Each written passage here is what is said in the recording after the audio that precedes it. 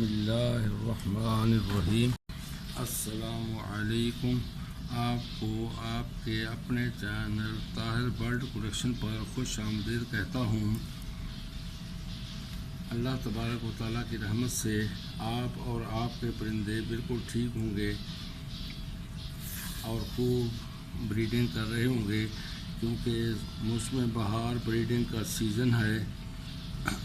آج کل پرندے خوب چہچہاتے ہیں، خوب انڈے دیتے ہیں، بچے نکالتے ہیں۔ ماشاءاللہ آپ کے ہاں بھی بریڈنگ خوب آ رہی ہوگی۔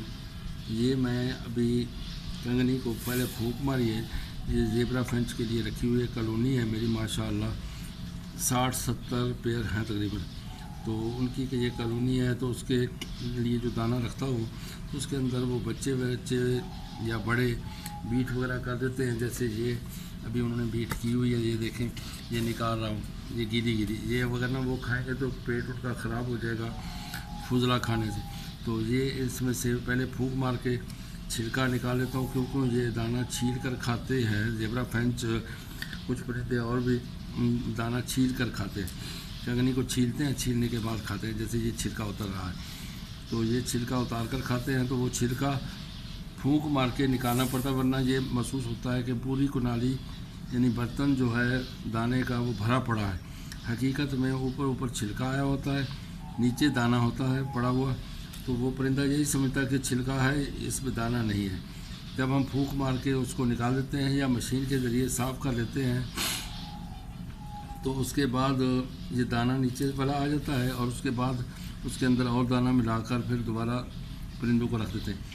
تو اس میں سے یہ بیٹھیں جو اس کا فضلہ ہوتا ہے فینچ کا، یہ اگر نہ نکالیں تو یہ چھوٹے بچے جو ہوتے ہیں ان کو شعور نہیں ہوتا، وہ اس کو کھا لیتے ہیں تو پیٹ خراب ہو جاتا ہے، پھر مرتے ہیں۔ لوگ کہتے ہیں جی ہمارے بچے نکلتے ہیں 10-15 دن کے بعد وہ مر جاتے ہیں، تو حقیقتاً یہ ہے کہ وہ ہم صفائی کا خیال نہیں کرتے، تو جس کی وجہ سے پرندوں کے بچے مرتے ہیں۔ وگرنہ موٹیلٹی قدرت کی طرف سے تو ہوتی ہے، موت زندگی اللہ تعالیٰ کے ہاتھ میں، لیکن صفائی کرنے سے کافی حد تک بچت ہو جاتی ہے پرندوں کے، یعنی کہ خود بخود یعنی ہم ان کو نہیں مار رہے ہوتے، بلکہ اللہ کی طرف سے کوئی تقدیر ہو، کوئی بیمار ہو جاتا ہے، کوئی ایسی چیز ہو جاتی ہے تو اچانک اور بات ہے۔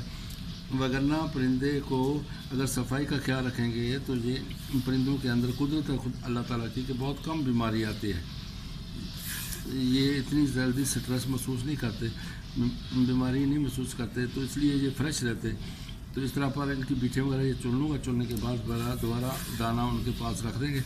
یہ دیکھیں اس کے اندر یہ اوپر بیٹھیں آ رہی ہیں، تو ان کو چننے کے بعد اور دانہ تھوڑا سا ڈال کے یہ رکھ دیں گے۔